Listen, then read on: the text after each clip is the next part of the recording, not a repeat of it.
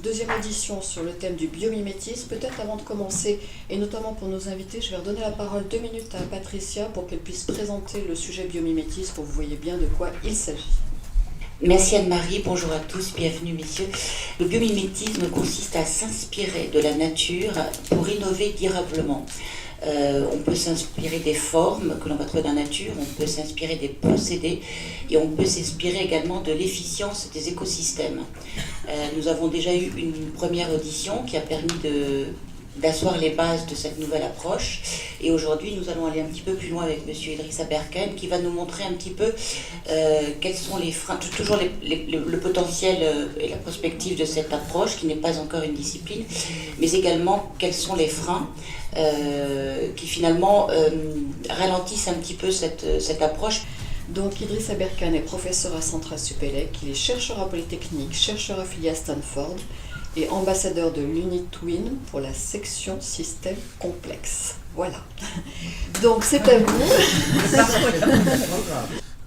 Très bien, merci beaucoup. Est-ce que vous m'entendez bien ? Oui.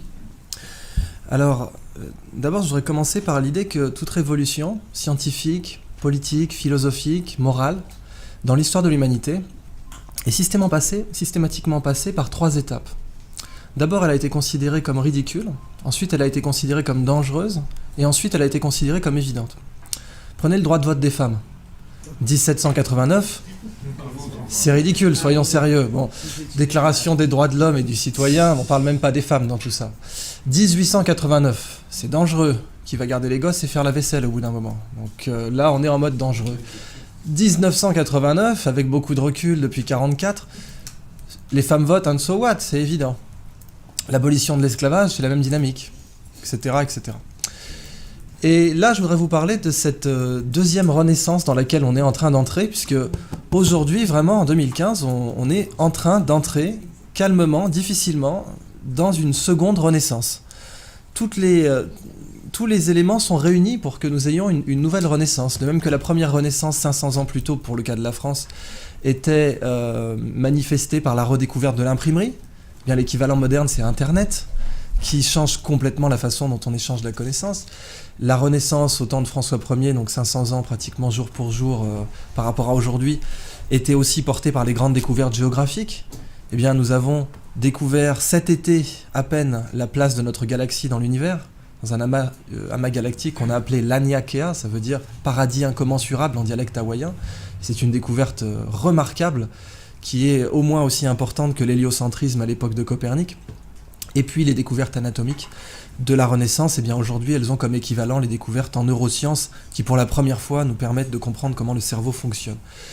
Et enfin, le dernier point pour moi de cette Renaissance, et le plus important de tous, c'est le biomimétisme, c'est l'art d'extraire de la connaissance de la nature. Bien, le biomimétisme, en fait, il s'inscrit dans un cadre beaucoup plus vaste qui est l'économie de la connaissance. Alors, je vais vous faire une petite introduction courte sur l'économie de la connaissance parce qu'elle est absolument fascinante. Pourquoi faire de l'économie de la connaissance ? Pour une raison très simple, qui est que, comme la connerie, la connaissance est infinie. Et ça change tout quand vous y réfléchissez bien parce que les matières premières ne sont pas infinies. On sait aujourd'hui qu'on utilise à peu près une planète, 5 ou 8, je ne sais plus exactement quels sont les chiffres, mais en termes de ressources halieutiques, de ressources minérales, etc., nous consommons bien plus que ce que la planète peut offrir. Les matières premières sont finies, mais la connaissance est infinie. Si nous basons notre croissance économique sur les matières premières, eh bien, il y a une contradiction mathématique inévitable entre croissance infinie et matières premières finies. Mais si nous basons notre croissance économique sur la connaissance, eh bien, il n'y a plus de contradiction entre croissance infinie et connaissance qui est infinie aussi. Et je le dis littéralement. L'économie de la connaissance est très particulière en ce sens qu'elle est régie par des lois différentes de l'économie des matières premières. Et ces règles sont très simples. Il y en a 3, 2 bonnes nouvelles et une mauvaise nouvelle. La première règle, c'est que les échanges sont à somme positive. Qu'est-ce que ça veut dire ? Si je vous donne 20 €, ils ne sont plus à moi. Mais si je vous donne de la connaissance, elle est encore à moi. Là, je vous donne de la connaissance, a priori, quand je vais sortir de cette pièce, je ne serai pas plus bête qu'en y rentrant. Alors que si je vous donnais 20 € à chacun, je serais moins riche. Donc, quand on partage un bien matériel, on le divise. Quand on partage un bien immatériel, on le multiplie. Ça change tout. Ça change absolument tout parce que, véritablement, quand vous partagez une pizza, si vous donnez une part à quelqu'un, ça en fait moins pour vous. Quand vous partagez une connaissance, ça n'en fait pas moins pour vous. Ça, c'est la bonne nouvelle. La deuxième règle de l'économie de la connaissance, c'est que les échanges ne sont pas instantanés. Ça, c'est une mauvaise nouvelle. Transférer 20 € ou 20 millions d'euros, c'est instantané, c'est une signature sur un chèque. En propriété, les transferts de propriété sont instantanés. C'est même pour ça qu'aujourd'hui, on a du trading haute fréquence, dont la limite légale est la nanoseconde, ce qui veut dire qu'on a le droit de faire 1 milliard de transactions par seconde. Mais la connaissance, il n'y a pas de trading haute fréquence dans la connaissance. Cette conférence, elle prend du temps. Transférer de la connaissance, ça prend du temps. Je ne peux pas vous donner la physique quantique en 2 minutes. Par contre, 20 € ou 20 millions d'euros, ça prend le même temps, c'est une signature sur un chèque. Ça, c'est la mauvaise nouvelle. Et la dernière règle est une bonne nouvelle, c'est que les combinaisons de connaissances ne sont pas linéaires. Qu'est-ce que ça veut dire ? Ça veut dire que quand vous prenez 20 € et 20 € et que vous les mettez ensemble, ça fait 40 €. Quand vous prenez 1 kilo de riz et un autre kilo de riz et que vous les réunissez, ça fait 2 kilos de riz. Mais quand vous prenez 1 kilo de connaissances et que vous le réunissez à un autre kilo de connaissances, ça fait 3 kilos de connaissances. Quand vous regroupez deux connaissances, ça crée systématiquement une tierce connaissance, qui est au pire triviale, mais non nulle, et au mieux révolutionnaire. Eh bien donc le biomimétisme s'inscrit dans ce paradigme de l'économie de la connaissance, et c'est là que je veux que vous voyez vraiment à quel point c'est une révolution sociale, environnementale, avant d'être une révolution technologique. Parce que le biomimétisme, on peut le résumer de cette façon. Imaginez que nous ayons vécu dans une bibliothèque sans le savoir, depuis des générations. Imaginez qu'on ait vécu dans une salle depuis des générations et qu'il y avait des livres sur les étagères, mais qu'on ne savait pas que c'était des livres. Et on les brûlait pour se chauffer. Parce que les livres, ça brûle très bien. Alors imaginez que pendant des générations, à chaque fois qu'il faisait froid, on prenait ces livres, on faisait un grand feu pour se chauffer, parce qu'on avait compris qu'ils brûlaient. Et puis un beau matin, on se réveille, on voit qu'en fait ce sont des livres, qu'il y a des schémas, qu'il y a des technologies, qu'il y a des médicaments, qu'il y a même des modes d'organisation sociale dedans, comme les termitières, etc. Et donc on sort les livres du feu, et puis on tape dessus, on voit que les pages sont à moitié brûlées, et qu'il y a plein d'innovations dedans. Eh bien cette bibliothèque, c'est la nature, et le biomimétisme, c'est la science qui dit « la nature est une bibliothèque, lisez-la au lieu de la brûler ». Et ça change tout parce que pendant les 15 000 dernières années, on a exploité essentiellement la nature comme une source de matière première. Or, comme je vous l'ai dit, quand on partage un bien matériel, on le divise. Si on exploite la nature comme une source de matière première, on est destiné à la diviser et à la détruire. Si on l'exploite aussi comme une source de connaissances, eh bien il n'y a plus de conflit d'intérêts entre croissance et nature. Et c'est là que le biomimétisme est une révolution sociale. La nature, en fait, elle est high-tech. Elle est incroyablement high-tech. À votre avis, qu'est-ce que c'est, ça ? C'est du phytoplancton, absolument. C'est une diatomée. Ah, elle est belle, déjà. Et cette diatomée, en fait, son squelette est en silicium. La totalité de son squelette, c'est du silicium. Alors, je travaille dans la Silicon Valley. La Silicon Valley, on l'a appelé comme ça parce que c'est là qu'on fait les meilleures puces électroniques au monde. C'est notamment là qu'il y a Intel. La distance ici entre deux branches, là, vous voyez deux petites branches, là, c'est 10 nanomètres. Vous allez me dire, ça me fait une belle jambe. Je vous ai mis à la même échelle ce que fait Intel. C'est-à-dire, quand Intel imprime des semi-conducteurs, ça ressemble à ce que vous voyez en bas. Les puces que vous avez dans vos ordinateurs, c'est les puces de droite, 22 nanomètres. Intel, aujourd'hui, est très en retard pour sortir des puces à 14 nanomètres.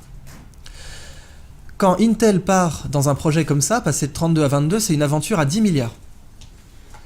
Parce que si jamais ils n'ont pas de chance, il faudra qu'ils immobilisent 10 milliards de trésorerie. Ils vont peut-être tout dépenser s'ils n'ont pas de chance. C'est une des industries les plus cash-intensives au monde, comme on dit. Et puis l'usine, le centre de fabrication, le fab, qui fera les premiers semi-conducteurs à 22 nanomètres, va coûter 900 millions de dollars. C'est une salle blanche. Parce qu'à cette échelle, si un cheveu tombe sur votre semi-conducteur, c'est l'Himalaya qui vient de tomber sur votre tiramisu, là. Donc vous êtes obligé d'avoir une salle blanche. La diatomée fait mieux sans salle blanche. Qui est le plus high-tech entre les deux, là ? À la même échelle, qui est le plus high-tech ? La diatomée le fait sans salle blanche, sans consommation énergétique excessive. Elle imprime mieux en bout de chaîne, mais son processus industriel est meilleur également. Dans une goutte d'eau de mer, vous avez des puces Intel qui flottent. Et ces puces, elles flottent, elles nous narguent, puisqu'elles flottent depuis 3 milliards d'années. La nature est littéralement high-tech. Et le biomimétisme dit véritablement, si on exploite la nature comme une source de connaissances, on a beaucoup plus à y gagner. Et en plus de ça, on transcende le conflit d'intérêts croissance-nature, qu'on a conçu pendant des années comme un conflit d'intérêts absolument inévitable. Ça, à votre avis, qu'est-ce que c'est? Attendez 2 secondes. Ça. C'est de la peau de requin. C'est un des exemples les plus cités en biomimétisme, ce sont des dents. En fait, le requin est couvert de dents. La prochaine fois que vous caresserez un requin, vous saurez pourquoi c'est rugueux, il est couvert de dents. Mais je vous présente en fait là le meilleur revêtement anti-turbulence au monde. Il est meilleur que les revêtements développés pendant la guerre froide pour les sous-marins nucléaires. Il est tellement bon qu'Airbus s'en est inspiré pour l'A350. Et il est tellement bon que ce sont les combinaisons interdites de Speedo au JO de Pékin. Là, vous voyez Michael Phelps avec une de ses combinaisons qui a battu, je crois, 7 ou 8 records du monde. Donc, ça fait mieux que nous. Et c'est aussi le meilleur revêtement anti-fouling au monde. Vous verrez jamais un bigorneau collé à un requin. Genre de petite observation qu'on fait rarement, je vous l'accorde. Mais c'est un revêtement anti-fouling. Et du coup, BASF s'en est inspiré pour faire une peinture anti-fouling qui est la meilleure au monde. Ici, vous avez une céramique. Cette céramique est absolument incroyable. Ce sont plein de feuillets empilés. Alors, n'importe quel ingénieur en matériaux dira quand vous avez plein de feuillets empilés, ça c'est un très bon blindage. C'est-à-dire que, par exemple, une rame de papier, essayer de la déchirer, ça va être très compliqué. Une rame de papier de 500 pages, ça arrête une balle de fusil pour le coup. Ça fait 10 millions de pages. Ça arrête un bazooka à charge creuse. À bout portant. C'est-à-dire, on prend un bras télescopique, poum, ça n'entame pas la bonne humeur du machin. Qu'est-ce qui fabrique ça ? C'est un fruit de mer. Le fruit de mer le plus cher sur un plateau de fruits de mer. Au-delà de l'huître. Le coquillage, effectivement. L'ormeau, absolument. L'ormeau, ça peut vous blinder un char Leclerc. Cette céramique est meilleure que les nôtres, meilleure que les céramiques de qualité militaire, mais en plus de ça, le processus industriel est bien meilleur aussi. Ça pollue pas, ça. Nous, quand on fait des céramiques moins bonnes que l'ormeau, c'est de l'acide sulfurique à forte pression. C'est des usines de type AZF. L'ormeau, ça consomme très peu d'énergie. Tout ce que ça utilise, c'est du plancton et du soleil. Enfin, le plancton utilisant le soleil. Du carbonate de calcium. Ça fait mieux que nous. Alors, je vous ai fait un peu un buffet à volonté, puis je vais conclure là-dessus. Est-ce que ce petit coquillage, il produit une toxine ? La muconotoxine, c'est un cône du Pacifique, très dangereux, mais si vous avez des gants, aucun danger puisque le dard ne pénètre pas un gant de plongée. Ce coquillage, il est vendu à 3 $ sur les marchés parce qu'il est joli. C'est vraiment pour moi la représentation du fait qu'on brûle la nature au lieu de la lire parce que, vraiment, 3 $ le coquillage, c'est une des utilisations les plus débiles qu'on pouvait faire de ce coquillage. Avez-vous une idée du prix de sa toxine au kilo ? Sachant que la demande mondiale est supérieure au kilo. 1 kilo d'or, on va prendre ça comme étalon, 1 kilo d'or c'est 30 000 €. À votre avis, ça va chercher dans les combien cette toxine ? 100 000, donc 3 fois l'or. C'est plus. Elle sert à quoi la toxine ? Elle est très utilisée en neurotechnologie, elle permet de faire des neurotechnologies avec un niveau de détail incroyable, donc c'est des nanotech, neurotech, elle est aussi utilisée en neurochirurgie, etc. Très grosse demande mondiale qui ne fait qu'augmenter. C'est plus que 100 000. 500 ? Je vous laisse faire le calcul, 800 $ le milligramme. Ah, la corne de rhinocéros à côté, c'est rien. Ça nous fait du 800 millions de $ le kilo. L'or et le platine, c'est du terreau de jardin en comparaison. Il faut les élever. Il faut les élever absolument. Mais ce qui est dingue, c'est qu'on les vend à 3 $ le coquillage. Et il est en voie d'extinction à cause de ça. Voilà, Frank Zal, l'arénicole. Alors, l'arénicole, donc le petit ver de vase. J'aime beaucoup l'ironie de ce cas en biomimétisme parce que c'est vraiment le cas qu'on a marché sur des livres sans le savoir. Quand les Américains ont débarqué en Normandie, ils cherchaient désespérément un substitut d'hémoglobine. Ils avaient déjà un substitut de plasma et notamment on savait que l'eau de coco est un substitut de plasma. Genre de petit factoïde qui sert à rien mais que vous pouvez ressortir au dîner mondain. On peut se faire une transfusion avec de l'eau de coco, pardon, pas du lait. Ça sert vachement dans le théâtre du Pacifique, donc ça sert vraiment en fait. Mais de l'hémoglobine, ils n'en avaient pas. L'hémoglobine de l'arénicole, c'est du O négatif. Elle est universellement transfusable. C'est-à-dire que les Américains, quand ils ont débarqué en Normandie, la solution était sous leurs pieds, littéralement.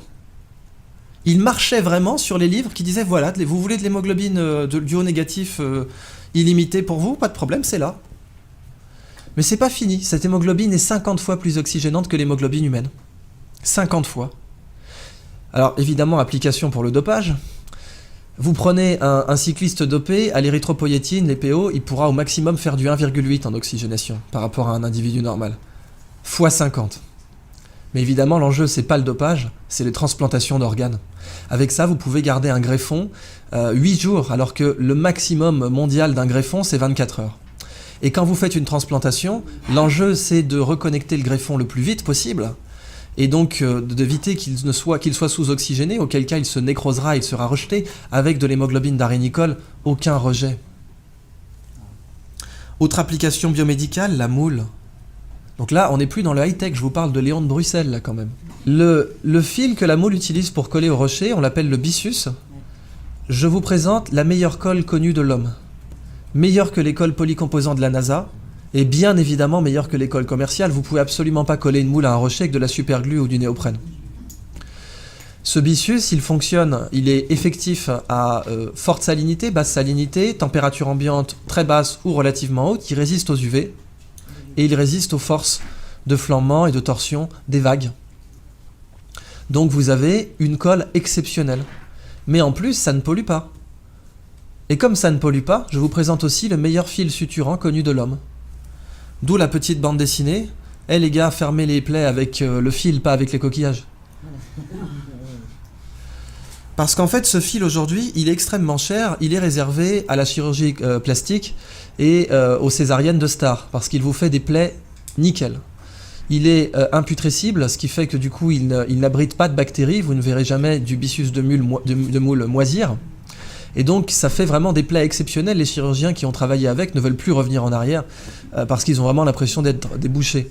Mais aujourd'hui, le seul moyen qu'on a d'en produire, c'est de cultiver une moule sur un petit rocher cylindrique et de le faire tourner à mesure qu'elle s'attache pour faire une bobine de byssus de moule. Alors, ça sera mon dernier cas. La crevette menthe religieuse. Alors, elle, c'est la crevette de tous les records, quoi. Cette crevette peut vous péter une main ou un bras. Elle est grande comme une langoustine. Il y en a 400 espèces dans le monde. Et vous voyez ici, elle a des petits marteaux là. Un peu comme des marteaux à fruits de mer pour casser des tourteaux. Et c'est justement ce qu'elle fait. Elle casse des crabes avec. Seulement quand elle envoie son marteau pour casser un crabe, elle lui donne l'accélération d'une balle de fusil d'assaut. Si nous on était capable d'envoyer une balle de baseball à 1/10 de cette accélération, on la mettrait sur orbite.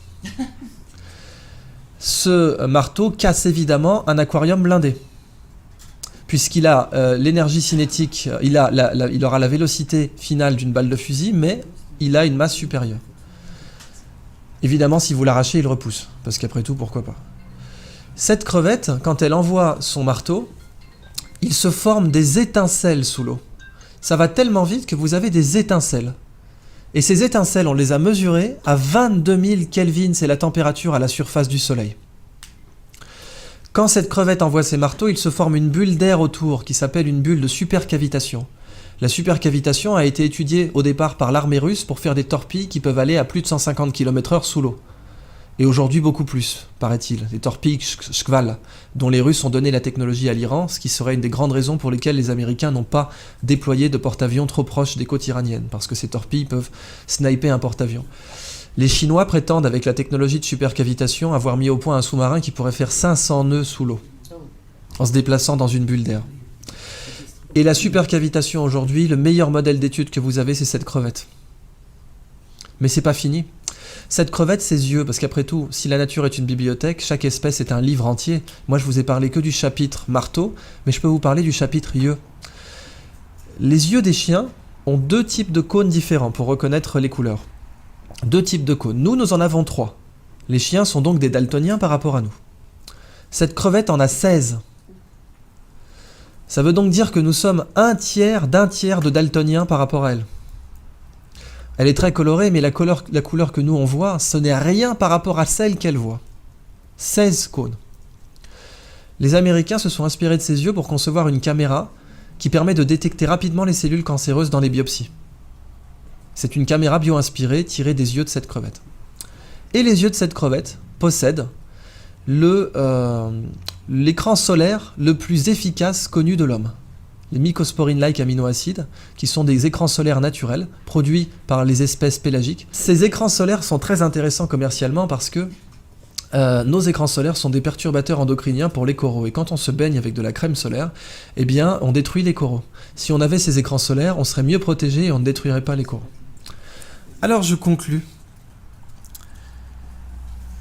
Vous avez peut-être entendu parler de ce projet, le Radodécime. Je crois que c'était un projet français. Donc, c'était étudier la canopée de façon complètement non invasive, sans la détruire, en déposant comme ça cette espèce de grand radeau pour étudier cet écosystème. Si on part du principe que la connaissance, c'est le nouveau pétrole, et la connaissance comme nouveau pétrole, ça fait longtemps qu'on en parle, mais je pourrais vous citer des exemples concrets, à commencer par la Corée du Sud.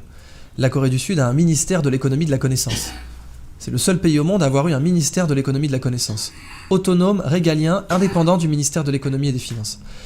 Et la Corée du Sud, aujourd'hui, exporte plus que la Fédération de Russie.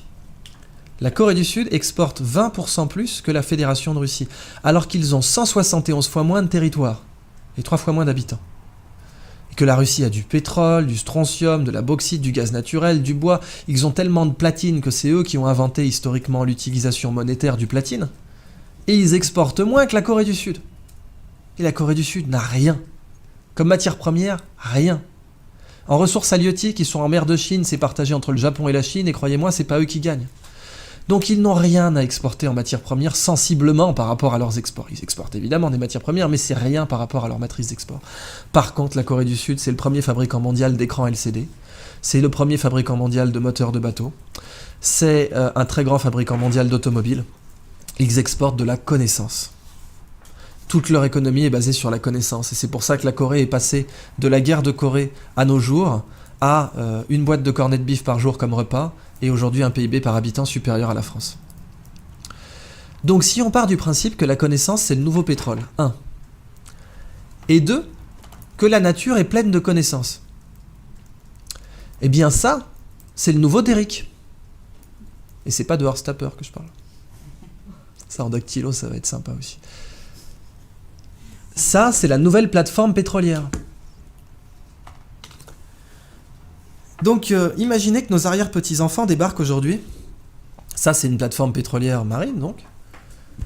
Et nos arrière-petits-enfants débarquent et nous disent, attendez, en 2015, les gars, vous saviez que dans la nature, il y avait des raccourcis R&D à 10 milliards, il y avait des matériaux anti-turbulence exceptionnels, des céramiques dont le développement marché est supérieur à 1 milliard. Je vous ai même pas mis tous les autres exemples. Il y avait des toxines qui valent 800 millions de dollars le kilo. Certaines valent jusqu'à 1 milliard le kilo aujourd'hui. Un baril de pétrole, ça vaut combien ? 50 dollars ? C'est combien de litres un baril de pétrole ? Je crois qu'on doit être à 30 centimes le litre. 30 centimes le litre pour le pétrole ? 800 millions de dollars le litre. Et donc, imaginez que nos arrière-petits-enfants disent, attendez, vous saviez tout ça ? Et vous, sans déconner, vous extrayez le pétrole de la mer. Comme je vous l'ai dit, toute idée passe par ces 3 étapes. Ridicule, dangereux, évident. Pour l'instant, ce que je vous dis, c'est ridicule. Que ça, ce soit la nouvelle plateforme pétrolière, c'est complètement ridicule. Si c'était pas ridicule, le Brésil arrêterait de brûler la forêt. Et le Brésil en mettrait partout, des comme ça. Le problème que l'on a aujourd'hui, et c'est le frein majeur, c'est que nous n'avons pas la raffinerie. Le Derrick, nous l'avons. Mais la raffinerie, qui va extraire ces connaissances et les utiliser, et créer de la valeur économique avec, eh bien, nous l'avons, mais elle n'est pas majoritaire. Ce sont les universités, ce sont les laboratoires, c'est tout ce qui fait de la R&D d'une façon générale. Mais c'est minoritaire. Eh bien, peut-être que dans notre nouvelle renaissance, la nouvelle plateforme pétrolière, ce sera ça. Le projet Sea Orbiter de Jacques Rougerie, qui est une station océanique internationale, si vous voulez, c'est-à-dire que c'est un bateau qui peut rester en mer 360 jours par an.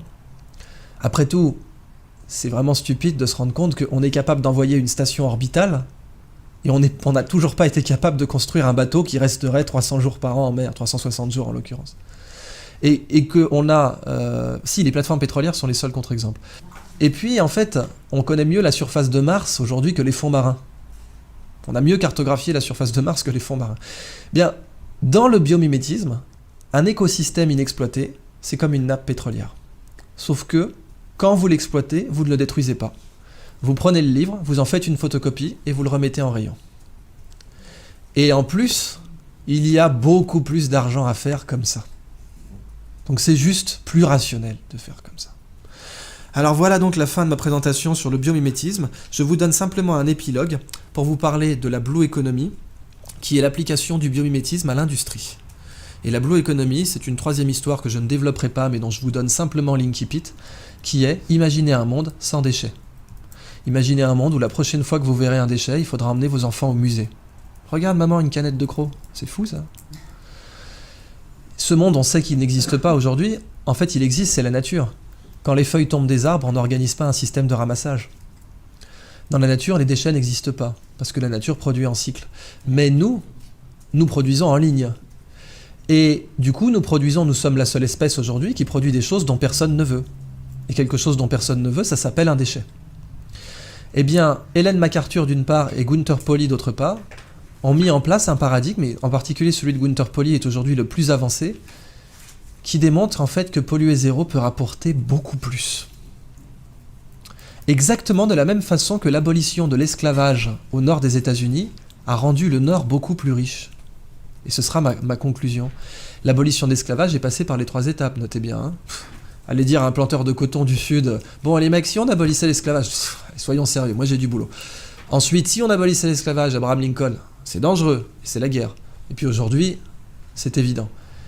Pourquoi, à votre avis, le Nord, en abolissant l'esclavage, a fini beaucoup plus riche que le Sud ? Parce que ça, quand même, c'est pas évident. On crée une contrainte légale, on impose d'abolir l'esclavage, et le Nord, en 15 ans, se retrouve mais tellement plus compétitif que le Sud que la guerre de sécession est inévitable. Car la guerre de sécession, l'abolition de l'esclavage était au cœur, bien sûr, mais le Sud l'avait toléré, avec un accord qui obligeait le Nord à rapporter les esclaves qui s'étaient enfuis. Mais la guerre de sécession a débuté quand les exportations du Nord sont devenues bien plus compétitives que celles du Sud. Pourquoi ? Et ce sera la conclusion. Parce que c'est le biomimétisme et ça le frein. C'est comme je l'avais parlé des freins, le frein d'adoption du biomimétisme est exactement du même genre que le frein d'adoption à l'abolition de l'esclavage. Pourquoi le Nord est devenu plus riche ? Tout simplement parce qu'il s'est industrialisé. La machine à vapeur, les planteurs de coton voulaient absolument pas. Vous demandiez à un planteur de coton, qu'est-ce qui vous ferait plaisir ? Plus d'esclaves, moins cher, plus fort. Non, ce qu'il vous faut, c'est une machine à vapeur. Mais de quoi tu parles ? Tu t'y connais en coton ? Tu plantes du coton, toi ? Non. Alors tais-toi, moi j'en fais depuis 6 générations. Je sais que du coton, c'est avec des esclaves. Et on dit, non, vous verrez, la machine à vapeur, c'est bien mieux. Il n'y a plus besoin, comme ça, de travail manuel gratuit. Et oui, Chevrolet, General Motors, Ford, ils ne sont pas installés à Chicago pour le climat. Ils sont installés à Chicago parce qu'il y avait des machines à vapeur. En abolissant l'esclavage, le Nord a industrialisé ces États beaucoup plus rapidement que le Sud, à un tel point que les exports du Sud étaient devenus complètement obsolètes. Eh bien, la Blue Economy, c'est exactement le même principe. C'est la phrase de Gunther Pauli, ce n'est pas à la nature de produire comme nos usines, c'est à nos usines de produire comme la nature. Et si nous faisons comme ça, nous serons non seulement beaucoup plus rentables, mais en plus il n'y aura plus de déchets. C'est ma conclusion. Merci beaucoup. Wow.